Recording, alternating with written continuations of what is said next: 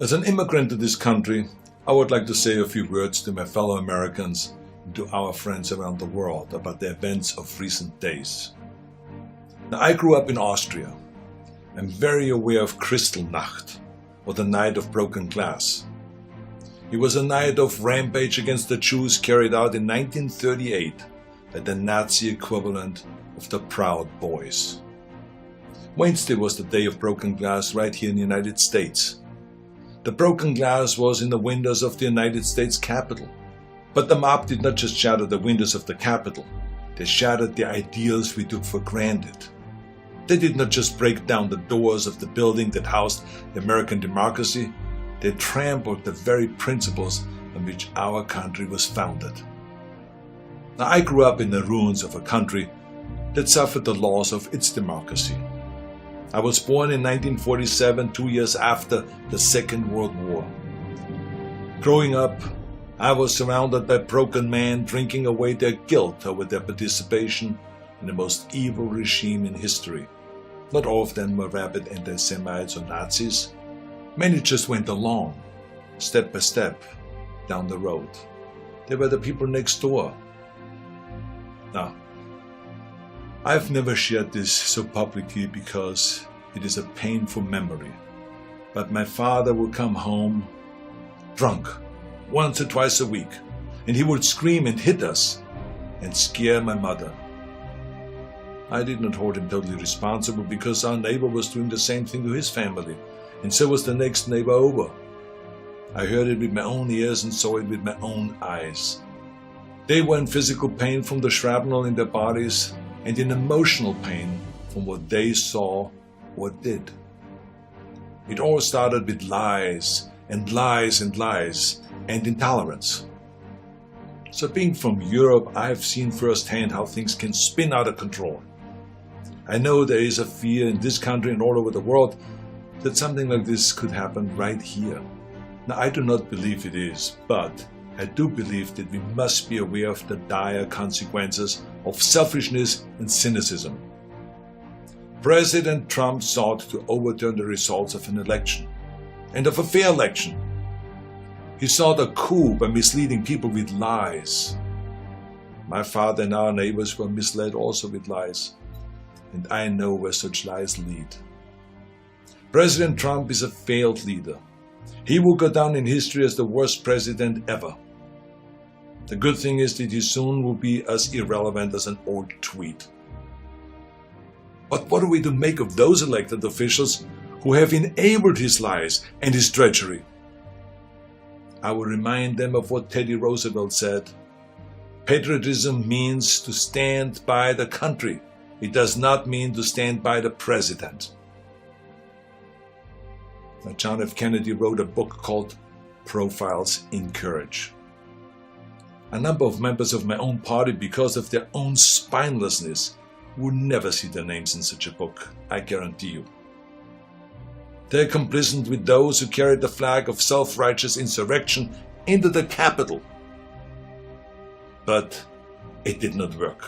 Our democracy held firm. Within hours, the Senate and the House of Representatives were doing the people's business and certifying the election of President-elect Biden. What a great display of democracy. Now, I grew up Catholic. I went to church, to Catholic school. I learned the Bible and my catechism and all of this. And from those days, I remember a phrase that is relevant today: a servant's heart. It means serving something larger than yourself. See, what we need right now from our elected representatives is a public servant's heart.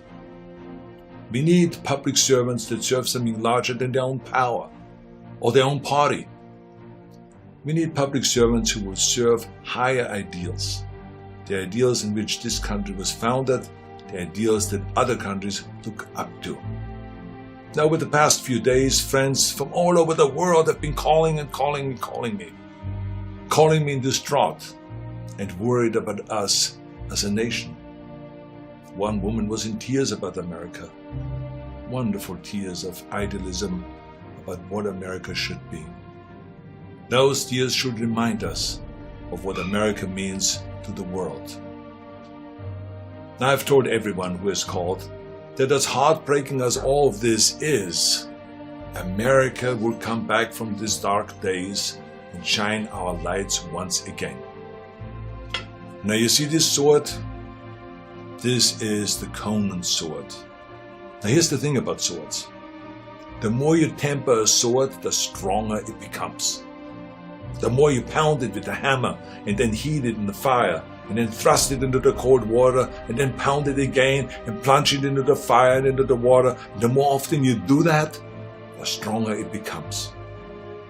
I'm not telling you all this because I wanted to become an expert sword maker, but our democracy is like the steel of this sword.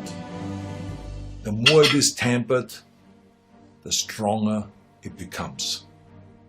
Our democracy has been tempered by wars, injustices, and insurrections.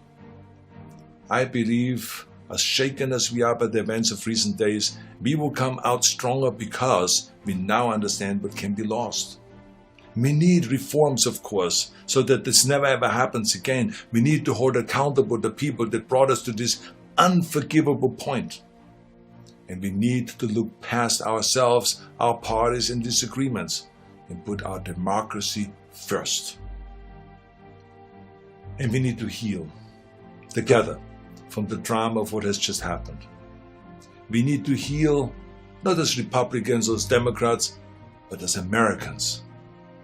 Now, to begin this process, no matter what your political affiliation is, I ask you to join me in saying to President-elect Biden, President-elect Biden, we wish you great success as our president. If you succeed, our nation succeeds. We support you with all our hearts as you seek to bring us together. And to those who think they can overturn the United States Constitution, know this: you will never win. President-elect Biden, we stand with you today, tomorrow, and forever in defense of our democracy from those who would threaten it. May God bless all of you, and may God bless America.